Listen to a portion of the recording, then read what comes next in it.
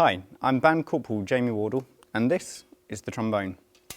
As a member of the brass family, it uses a cup-shaped mouthpiece into which you buzz your lips like this. When you put the mouthpiece into the instrument like so, it makes a sound like this.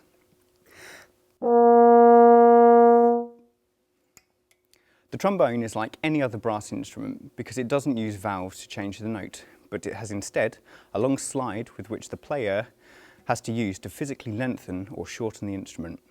Composers sometimes use this slide technique to great effect. For example, The Acrobat by John Greenwood.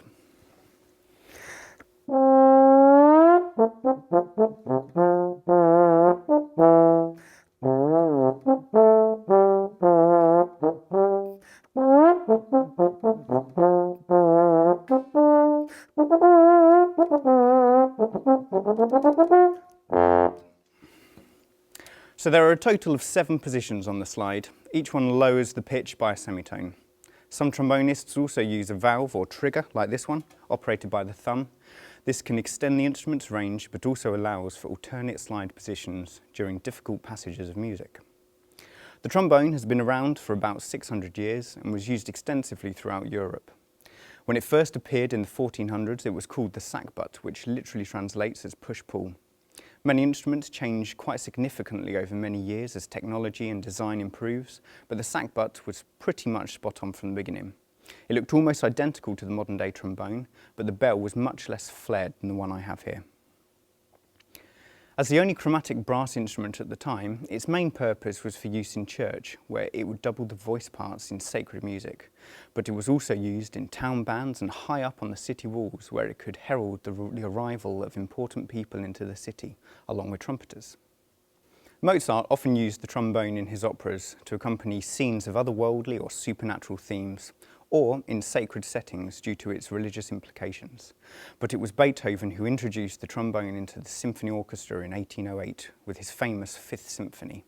Since then, the trombone has remained a cornerstone in the brass section in all large ensembles, even featuring as a solo instrument on many occasions. For example, the David trombone concertina.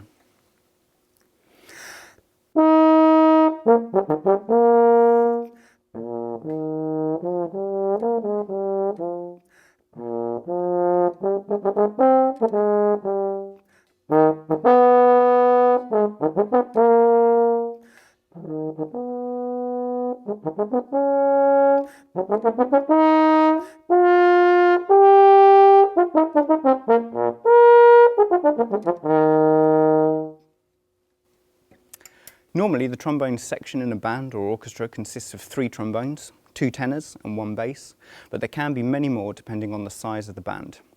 For example, in a big band, there are usually 4 trombones. One of the best things about the trombone is the broad range of styles and techniques that it can play. It can play in a grand or noble style, it can be soft and delicate and sing like a human voice, or it can be thunderously powerful. Hector Berlioz even called it the epic one.